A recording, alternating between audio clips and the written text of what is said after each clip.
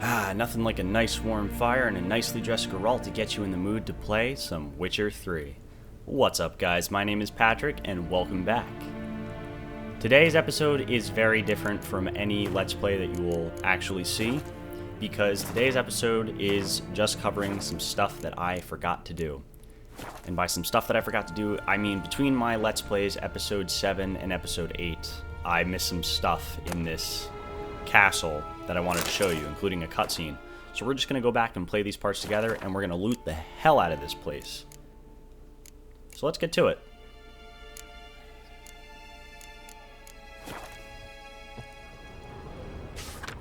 Picture is Ciri, looking good. Woof. Scars healed nicely. Good compliment, Geralt. Very classy. See what Yennefer meant by those awkward compliments. Sword for witches. Okay. The Wild Hunt. Royal lineages. Alright. It's definitely educational books. She Who Knows. I am going to do an episode where I just read stuff out of my glossary also, because there's a lot of stuff we've covered so far. The glossary is actually filled with some pretty cool stories.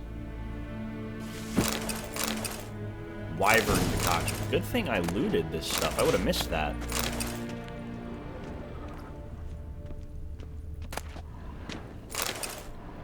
Couple of repeated books. Nothing I can't sell. Ooh, another picture of Ciri.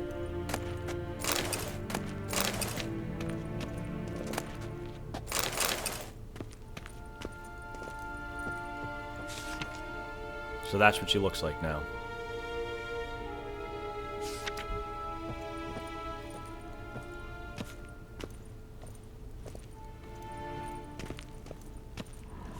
Go through here? Nope, can't go through here.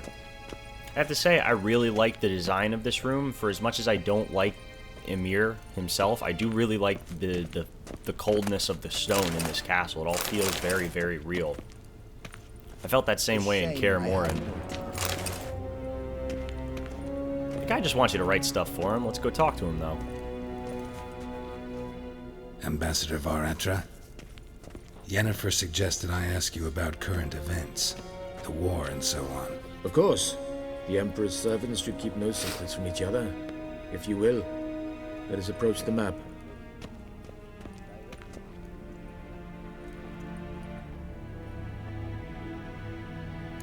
How's the war going? How's the war going? I mean, apart from the fact that Nilfgaard's triumph is imminent. I assume this to be a private conversation. We've no witnesses, so let's dispense with the propaganda, even that shrouded in irony. Our offensive was going splendidly until winter came. Edirne was in such disarray that we encountered no resistance. We had reached the Pontar before the first snows. Only a weakened Kedwen remained, and Radovid's Redania, which had ignored the rest of the North's pleas for help. We thought they'd sue for peace. Perhaps even submit to vassalization. We waited for spring, certain of victory. Radovid? Submit? Yes, a vain hope, I agree. Radovid sent no peace envoys, nor did he advance on our positions. Instead, he trudged over the snow-bound Kestrel Mountains and attacked Kedwen, his ally. This attack took the Kedweni by surprise. They were still mourning the loss of their king. Rudderless and dejected, they laid down their arms after a few lost skirmishes and joined Radovid. And so by spring, instead of two weak enemies, we had only one powerful one. Is that admiration I hear? That admiration I hear in your voice? Radovid is our foe, but I cannot deny he is clever. He played us for fools. Particularly dense ones at that. Returning to the war, this spring there was a massive battle in the marshes of Velen. Massive, yet indecisive. Both sides suffered enormous losses, unprecedented even. Radovid has retreated across the Pontar. He's safe for now, until reinforcements arrive from the south. Then Emperor Emir var Emrys will deal with him once and for all. Couldn't you just go home? Save everyone a lot of marching, not to mention a few human lives. I'm afraid the stakes are too high to fold now. We can only go all in.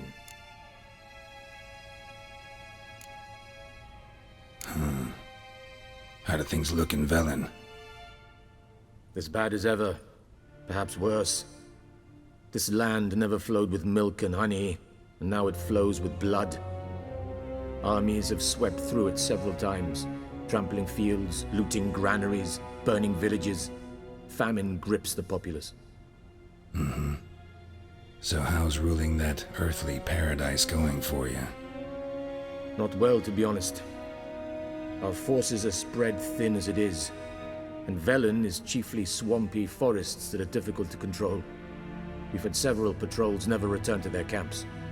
Thus, we've temporarily delegated authority in this region to a certain Nordling, a former low-ranking officer in the Temerian army, one Philip Strenger, better known by his nom de guerre, the Bloody Baron. I advise you well, avoid him. Okay. Well, what's new in Novigrad?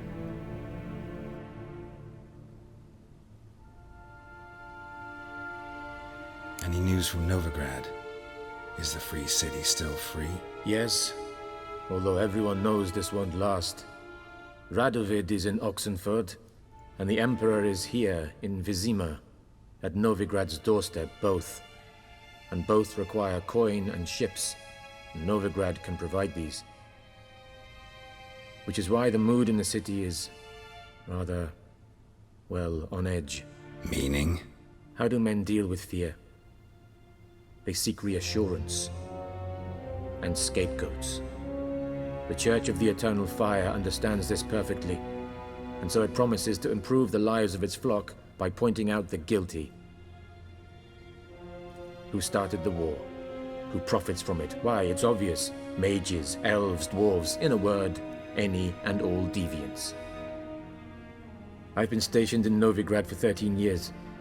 First as a consul, then as ambassador. I've seen a great deal. Cruelty, cynicism, greed. But what is happening there now concerns me greatly. What's the latest from Skellige? What's new in Skellige? Nothing. The islanders pride themselves on that, don't they? Doing everything according to tradition, as their forefathers did. And like their forefathers, they quarrel with each other, pillage, occasionally attack our transports. This is cumbersome, but nothing more. Skellige has always been a footnote to history, and so it shall remain. Sound awfully confident. What if King Bran manages to unite the Jarls? Lead all the clans against your fleet? King Bran is a feeble old man. From what I know, he barely remembers the names of his own vassals. Uniting all might prove difficult. Well, I really liked you, so thank you for your help, Var Etra. It was a pleasure. Thanks for your help. Think nothing of it. May the great sun light your path. Alright, so this guy, Var Etra, I really liked him. He was a cool guy. His attitude, his general attitude towards just, being straight with me was really what made me make that call. The fact that he doesn't want to, shroud everything in irony and propaganda and all the sarcasm and whatnot. He's just straight hey, listen, man, yeah, you're on the stronger side right now, but we're not technically winning. We're, deadlocked. It was cool. We got updated on the state of the world, basically. Learned how things are. Learned a little bit about Velen, a place that I'm going to be going. And from what I hear, it's not the greatest land in the land. So, or rather, it's not the greatest land in the world. So, whatever. There's a lot to do there. Figure this out. But I think we've looted this place. Wait. Almost. We've looted this place enough now. Let's go get my stuff back. From Mirrid. How might I serve the gentleman? By returning my things.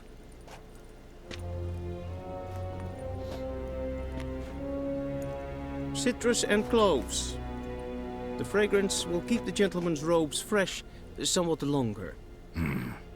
Thanks, bunches. The Emperor is not known for his patience. He wants his daughter back safe and sound, as soon as possible. Yeah, mentioned something of the sort. So long. Cool. Got my stuff back. I've got Merid to thanks bunches for making it smell like a poncy douchebag. Evain Kersher is Daithwin Adden in Khan at Morfoot. Right back at you. Fucking weird language you guys are speaking.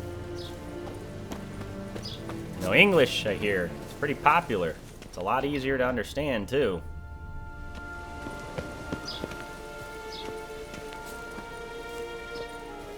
A nice little courtyard, though. Let's get my stuff back on. Man, I have a lot of stuff. I need to sell some of this. Knowing me that, I'm actually going to drop some of it now because that cutscene that I want to get to, it will force me to wear some of this stuff, and not all of it really looks good at all. So I don't know what that is right now, if it's a bug or something, but I thought that it auto-detected like the best things in your inventory and then put them on you, and really what it is, I think it auto-detects the newest thing in your inventory, and then it forces you to wear it. So don't really want that to happen again, so we're gonna drop some of this stuff here. Only after I've put on, of course, what I'm intending to go out with, so.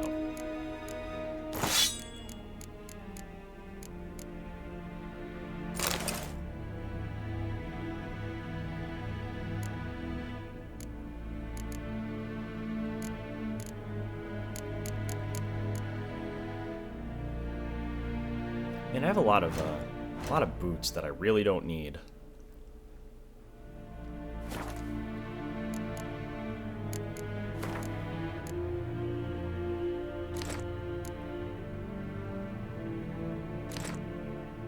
Yeah, screw it. I don't want it chancing me. I don't want the chance of it putting me back in those poncy clothes, really, or even these stupid-looking boots. Yeah, certain armor is better. The stuff that I'm dropping, some of it is actually better, but to be honest, it just looks so dumb that I don't even want to put it on at all. I will be hopefully getting a different armor set in the near future, but for now, we're just going to stick with this. We're going to drop everything there in a nice little neat little pile. Maybe we can loot it later. What the hell is that? Secret brick? Heard something over there. That's cool. Secret passageway. Or a switch to a secret passageway, I'm guessing. I heard something over here. Oh, come on. I heard something open over here.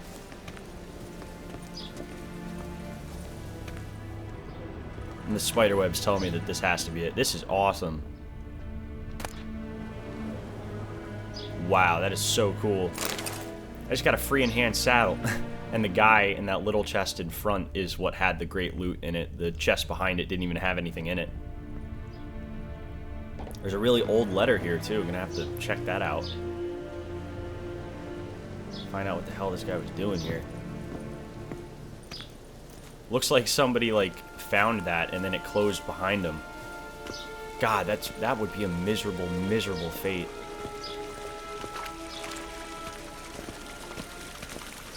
One false move and you will regret it. Right, I'm sure I would.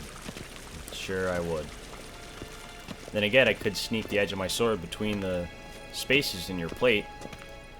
And you might be the one regretting.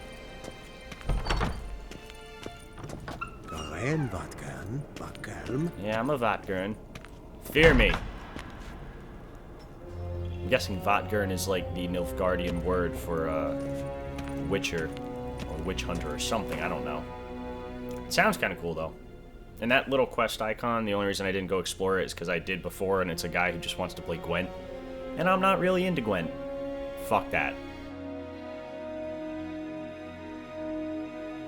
Geralt and Yennefer were reunited, but something even more important happened in Vizima. Geralt learned that Cirilla, his one-time ward, had returned from afar, and she was in danger. He was to find her, at the Emperor's command and Yennefer's behest. Blah, blah, blah. Dandelion. All those cutscenes are kind of annoying. Not the cutscenes, they're like the posters in between the cutscenes.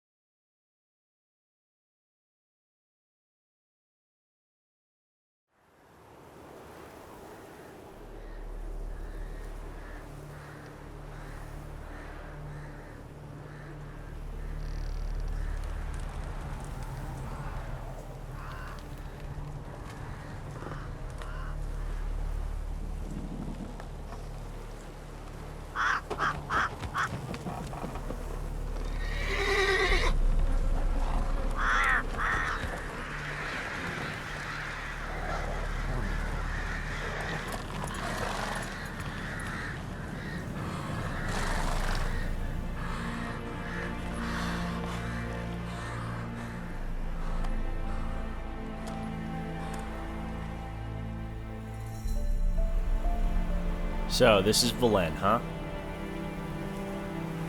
Well, I'd say it's good to be here, but you can see why they call that the Hangman's Tree. But anyway, guys, we're here. So, picking up where we left off, I will see you again in episode 8. I'm going to put this one in between the episode 7 and 8 that I missed. It's very bright here. Man, it looks pretty friggin' warm, too. Pretty damn hot. Even Geralt thinks so. Huh. Alright, guys, well, thanks for tuning in, and I'll see you next time.